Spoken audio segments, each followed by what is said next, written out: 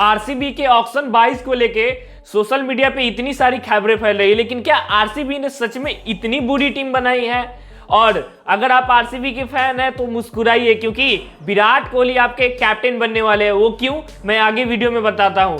तो जब ऑक्शन की शुरुआत हुई तो आरसीबी ना श्रेयस अय्यर में इंटरेस्ट दिखाया, ना ही उन्होंने ऋषभ पंत में इंटरेस्ट दिखाया, और वो 10 करोड़ तक केएल राहुल तक गए, लेकिन वो 10 करोड़ के बाद केएल राहुल के लिए भी उन्होंने बिड नहीं लगाया, जो कि सिर्फ 14 करोड़ में दिल्ली के हो गए।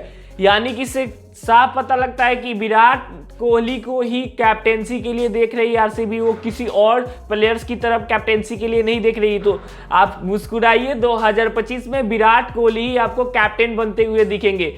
एक फैसला जरूर आरसीबी ने बहुत गलत लिया, वो था डीएसपी सिराज को आरटीएम ना करने का, क्योंकि 12 करोड़ 25 लाख में आपको मिल रहे थे, जो कि गुजरात उन्हें सिर्फ इतनी लोएस्ट प्राइस पे ले गई डीएसपी साहब को। आप चाहते तो उन्हें रिटेंशन के दौरान सिर्फ 11 करोड़ में ही रख सकते थे, क्योंकि आपकी बॉलिंग शुरू से ही कमजोर होती आई है। वैसे आपने कुछ आगे चल के अच्छे भाई किए, लेकिन आप डीएसपी साहब को रोक सकते थे। और साथ ही साथ ये क्या था भाई, आकाश अंबानी जाके खुद थैंक्स बोल रहा है आरसीबी की मैनेजमेंट को कि आपने विल जैक्स को रिटेन नहीं किया। ये यहाँ पे कुछ गलतियां आरसीबी ने जरूर की थी, लेकिन उनकी ओवरऑल टीम्स अभी भी बहुत अच्छी दिख रही है। और एक बार फिर से आपको आरसीबी फैन ई साला कप नम दे, ई साला कप नम दे के नारे से गूंजती हुई पूरी स्टेडियम में दिखाई पड़ेगी। तो एक बार पूरी टीम्स पे नजर डालते हैं। तो सबसे पहले बैटर लिस्ट में आते हैं विराट कोहली, फिर रजत पाटीदार, फिल सॉल्ट आते हैं, जितेश शर्मा, देवदत्त पडिक्कल, स्वास्तिक चिकारा। तो ये बैटिंग लाइनअप भी उतनी खराब नहीं दिख रही, क्योंकि विराट कोहली के साथ ओपनिंग में आएंगे फिलिप सॉल्ट। वो फिलिप सॉल्ट ने क्या ही तबाही मचाई थी कोलकाता के लिए, वो सब देख चुके हैं। और रजत पाटीदार के बारे में कुछ बताने की जरूरत है नहीं, क्योंकि पिछली बार उन्होंने जो स्पिनर का भूत बनाया था उसके बारे में सभी जानते हैं। तो ये टॉप 3 हो जाएंगे आरसीबी के बल्लेबाजी के।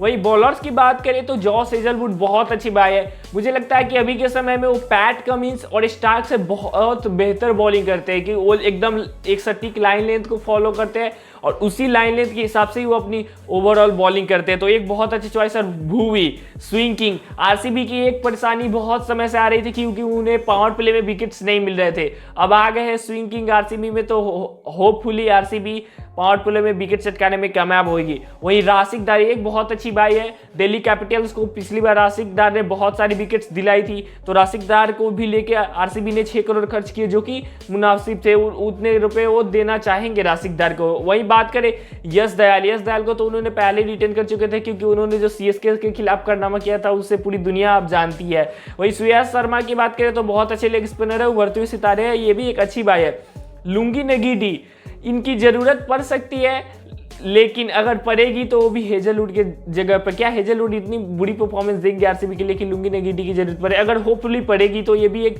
बहुत अच्छे बॉलर है, साउथ अफ्रीका के लिए बहुत शानदार परफॉर्मेंस देते आए हुए हैं। वही नुआन तुषारा मुंबई के लिए पिछली बार खेले थे, सभी इनके बारे में जानते हैं। मिनी मालिंगा आप इनको बोल सकते हैं।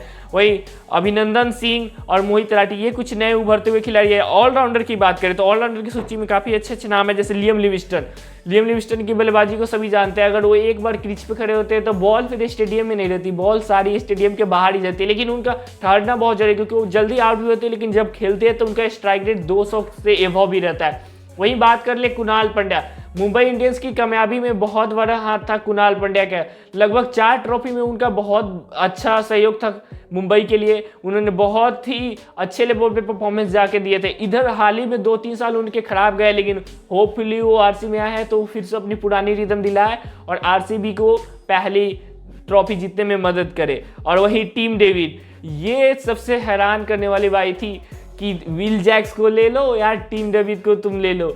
मतलब ये समझ नहीं है, आरसीबी के फैंस इससे काफ़ी नाराज है। लेकिन टीम डेविड भी एक अच्छी बात है, लेकिन बट विल जैक्स तो विल जैक्स था ना। फिर वहीं बेथल एक बहुत अच्छे उभरते हुए खिलाड़ी है, इंग्लैंड के बहुत अच्छे खासे रन्स बनाए उन्होंने। हाल ही में अब टेस्ट में भी डेब्यू कर लिया, वनडे और टी20 में ऑलरेडी वो डेब्यू कर चुके थे, तो ये एक अच्छी बाई थी उनके तरफ से। रोमारियो सेफर्ड, इनके बारे में उतनी बताने की जरूरत है नहीं, 5 छक्के मारे थे तो आपको याद ही होगा दिल्ली कैपिटल्स के तरफ से। और स्वप्निल सिंह, उन्होंने पिछले बार हर बार पहले ओवर में आते थे और विकेट्स एक एक निकाल के देते ही थे आरसीबी को। इन्होंने बहुत अच्छा काम किया था, लगभग 5 मैचों में 6 विकेट लेते और उनके सारे विकेट्स पहले ही ओवर में आते थे। तो बहुत अच्छे से यूज किया था विराट और फैफ ने उनका पिछली बार। होपफुली स्वप्निल सिंह का एक बार और आरसीबी बहुत अच्छे से यूज करे। वहीं मनीष पांडे ये एक उभरते हुए खिलाड़ी है, तो ये भी एक बहुत अच्छी स्क्वाड लग रही है। ऑफकोर्स आरसीबी ने बहुत सारी गलतियां की है, जैसे विल जैक्स को ना लेना, डीएसपी साहब को रिटेन ना करना, रिटेन करने के बाद आरटीएम का ऑप्शन था वहां पे भी ना लेना, और किसी कैप्टन की तरफ नहीं गए। तो ये अब सुनिश्चित हो चुका है कि विराट कोहली ही आरसीबी की कैप्टेंसी करते हुए दिखेंगे, और ये आरसीबी के फैंस के लिए एक बहुत बड़ी खबर है। अब आरसीबी के फैंस इसी खबर को कितने दिनों तक सेलिब्रेट करेंगे, क्योंकि आरसीबी के फैंस हमेशा छोटी छोटी खुशियां ही ढूंढती है और उसी में वो बहुत अच्छे से सेलिब्रेशन करती है। ये उनकी कुछ ऐसी खुशी है जिसे वो सेलिब्रेट कर सकते हैं अगले आने वाले कुछ टाइम तक। और बेंगलोर को पहली ट्रॉफी जीत दिलाने में ये 3 साल का जो साइकिल होगा उसमें बहुत अहम योगदान रहेगा विराट कोहली की कैप्टेंसी का। तो ये ओवरऑल कुछ स्क्वाड था बेंगलोर का।